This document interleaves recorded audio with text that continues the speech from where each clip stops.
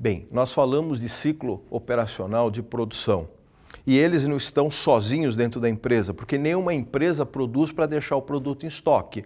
Ela produz para vender e da venda, da transação comercial entre a minha empresa e o meu cliente, eu ter uma realização financeira desses recursos que entram dentro da empresa. Uma parte vão para as despesas, para os custos fixos, para os custos variáveis e a diferença é o lucro da empresa que está lá dentro do caixa. Pois bem, vamos dar uma observada nesse fluxo.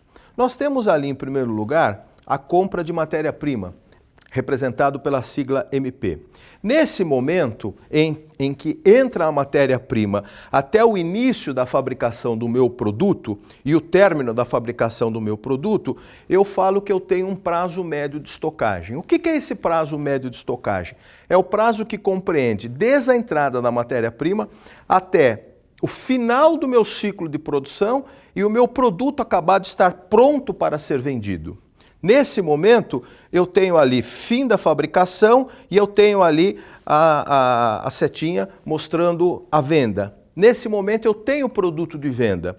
Porém, muitas vezes, eu não consigo fazer as vendas ato contínuo após o término da minha produção. Eu preciso de um tempo em que eu recebo os pedidos, avalie os créditos ou avalie as condições de pagamento e faça as minhas vendas. Então, nós temos ali um PMV. O que é esse PMV? É o meu prazo médio de vendas. Então é o prazo que compreende desde o momento em que eu estou com o meu produto final pronto para ser vendido até o momento que eu efetivamente vendo. Vendo de duas formas, à vista ou a prazo. Se eu vender esse meu produto à vista, eu tenho a entrada de caixa. Se eu vender esse produto a prazo, eu só vou receber depois de um determinado período, que é o prazo que eu negociei entre a minha empresa e o meu cliente. Entre a saída de caixa, que foi o momento em que eu comecei a pagar todos os meus compromissos, nesse caso específico, falamos de matéria-prima, então estamos falando de fornecedor, e o meu recebimento, entre saída de caixa e entrada de caixa, é que eu tenho o chamado ciclo financeiro. Então, o ciclo financeiro ele compreende dois momentos. O momento em que sai o caixa e o momento em que entram os caixas. Ora, se muitas vezes eu tenho uma empresa e que o primeiro ciclo, que é o prazo de estocagem, ele é dilatado. Segundo ciclo, que é o prazo de venda, o produto está pronto lá para ser vendido, aí ele passa a ser vendido, não há um recebimento à vista, há um recebimento a prazo e eu preciso conceder mais prazo para receber do meu cliente. Então, esse ciclo todo, nós falamos que é um ciclo mais alongado. Nesse momento, a empresa está imobilizando seus recursos de capital de giro no seu processo de fabricação, de estocagem e de venda, que é um processo operacional. Muitas empresas reduzem fortemente o ciclo de estocagem, reduzem mais fortemente o ciclo de fabricação de produtos e procuram trabalhar com prazos relativamente curtos de venda à vista. Por quê? Porque mais rapidamente o recurso sai da empresa. Ele sai quando eu pago um fornecedor e entra uma matéria-prima, recebo aquela matéria-prima, já processo, produzo o meu produto final, faço uma venda à vista ou a prazo num curto espaço de tempo e o recurso volta. Então, quanto mais ciclos eu der, e esse ciclo, para que eu possa dar mais ao longo do ano, os meus ciclos operacional, de estocagem de produto e financeiro tem que ser pequeno, mais eu tenho a possibilidade de gerar lucro, desde que essa operação seja uma operação superavitária dentro da empresa, ou seja, que o meu preço de venda cubra todos os meus gastos diretos e indiretos e os meus investimentos necessários.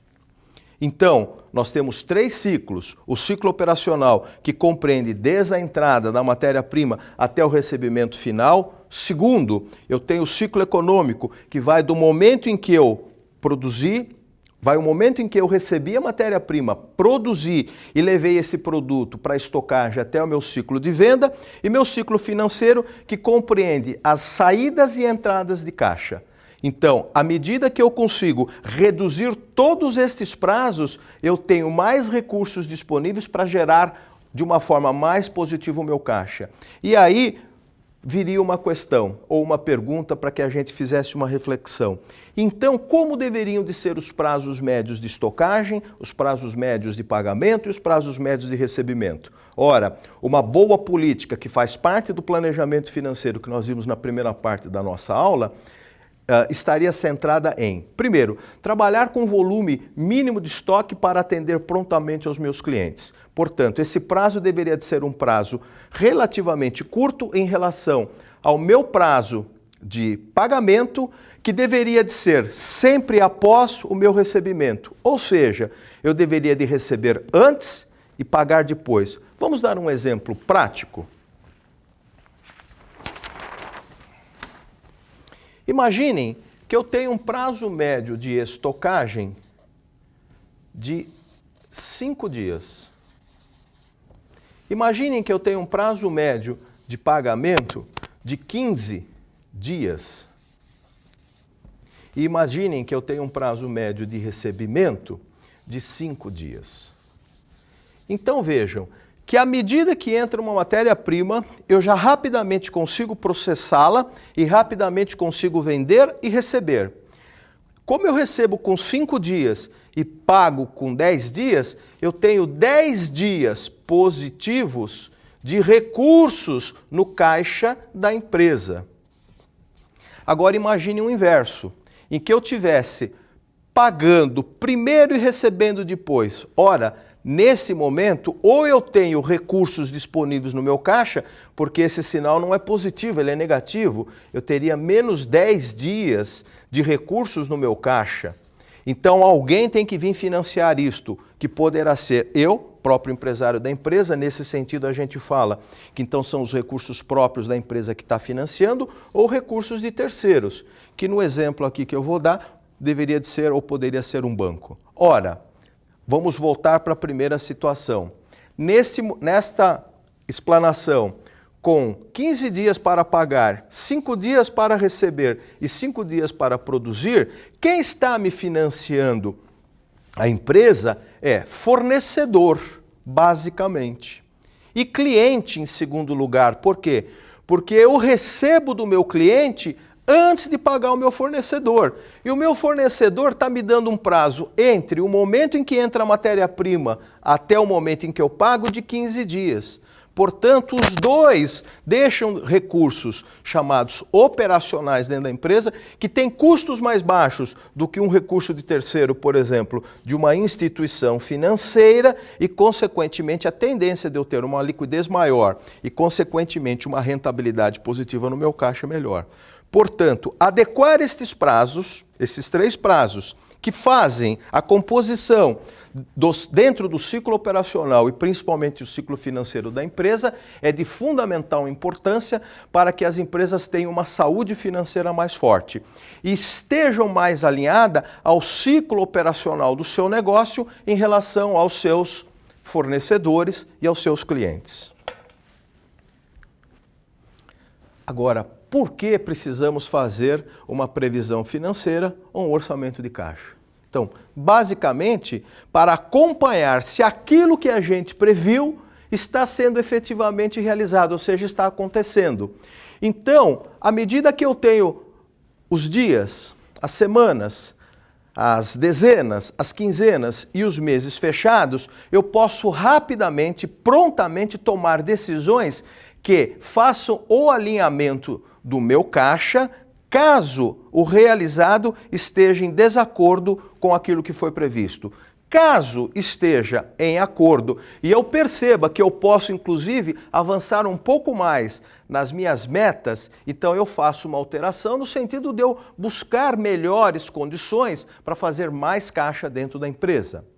Então, essa integração dessas informações no fluxo de caixa projetado, aonde eu tenho uma ideia muito real no que vai acontecer dentro daquele período, é de fundamental importância que eu tenha sempre no início de cada ano, né, tudo isto previsto de forma anual. Então, normalmente as empresas, quando é final de setembro, outubro, novembro, ela já faz o seu planejamento estratégico e no planejamento estratégico a previsão financeira e o orçamento de caixa para o ano seguinte.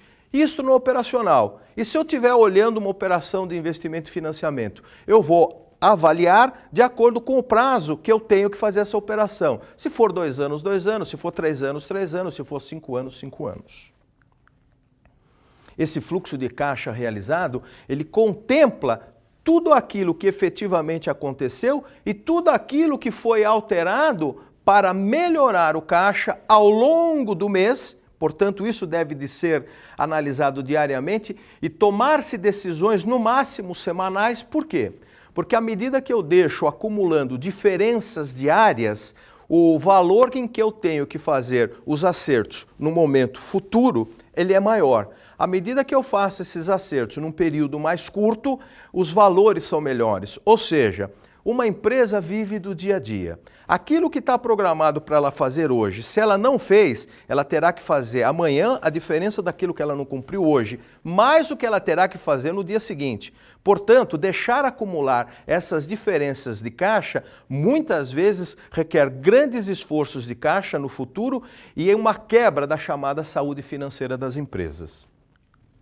Para identificar e realizar uma análise comparativa, vamos observar todos os nossos pontos fortes em detrimento dos pontos fracos. Pontos fortes. Suponhamos que eu tenha previsto um crescimento de caixa em vendas à vista, aonde eu vou ter recursos financeiros diretamente impactados no meu caixa para o mês de janeiro de 10%. Só que eu chego no final do mês de janeiro, eu não fiz 10%, eu fiz 20%. E observo que há uma tendência para o mês de fevereiro, março, enfim, para os meses futuros, desse percentual continuar elevado. Ora, se eu previ um valor mais baixo, o que é que eu faço? Eu faço um realinhamento, por quê? Porque ponto forte é venda à vista. E a venda à vista realizada da minha empresa mostrou que ela teve um realizado melhor do que aquilo que foi projetado. Portanto, eu faço um realinhamento no sentido de fortalecer ainda mais as entradas de recursos à vista na empresa. Porém, se o inverso ocorrer, o que eu tenho que fazer? Eu tenho que fazer um realinhamento. Por quê? Porque se não está entrando venda à vista, mas existe a possibilidade de entrar venda a prazo e suprir essa diferença projetada no venda à vista, portanto, eu tenho que reavaliá-lo. Nesse caso, a análise de crédito é fundamental, porque quem está financiando a empresa, ou melhor dizendo, o seu cliente é a empresa. Então esse recurso, ele sai da empresa para financiar o período em que o cliente não tem como pagar à vista e lá na frente ele tem que retornar na data aprazada dentro do meu caixa. Caso contrário, quem está tendo uma geração de inadimplência por falta de pagamento sou eu. Então, eu não estou financiando o meu cliente para ter inadimplência no meu caixa. Eu estou financiando o meu cliente para poder receber esses recursos inclusive corrigidos pelo período em que eu estou financiando. Funcionaria como se eu fosse uma instituição financeira. Para medir essa capacidade de geração futura de lucro, porque eu só posso gerar caixa positivo se eu tiver uma condição de geração futura de lucro, e nenhuma empresa desenvolve a sua atividade operacional para gerar prejuízo. Portanto, essa medição diária, semanal, decenal, quinzenal, mensal dos lucros propostos nesse período e ao longo do ano é fundamental o seu acompanhamento. Identificar se a empresa está tendo uma eficiência no controle desses ativos. Quais são os ativos da minha empresa? Os meus ativos operacionais, basicamente, é o meu contas a receber, né? Em que eu posso ter uma carteira composta por duplicata, cheques, cartões, contratos, etc. E daquelas imobilizações dos meus recursos positivos em que eu faça as minhas aplicações financeiras. Então, isso é o que eu chamo de gerenciar ativos de curto prazo, ativos que estão lá no balanço, no meu circulante. Para avaliar se o orçamento anual, em relação a resultados de anos anteriores, ele está sendo mantido ou ele vai ser atingido, para analisar o setor que a minha empresa está em relação aos meus concorrentes. Exemplo, eu sou uma empresa do setor automobilístico. Eu tenho que me comparar com os meus concorrentes que operam dentro do setor automobilístico. Se eu sou uma empresa de médio porte, comparando-me com empresas de médio porte, e não abrir mão das comparações com as empresas de pequeno porte e com as empresas de grande porte. Por quê? Porque se eu perder eficiência, aquele Concorrente meu hoje, que é de pequeno porte, a tendência dele é que ele suba. Então, se ele subir, eu vou ter mais um concorrente. Ou eu posso deixar de ser uma empresa de médio porte e me tornar, no futuro, quem sabe, uma empresa de pequeno porte. E porque eu tenho a necessidade da aplicação do conceito da perpetuidade do meu negócio. Hoje eu sou médio, mas daqui a 10, 15 ou 20 anos eu quero ser grande. Portanto, esses 3 referenciais são fundamentais.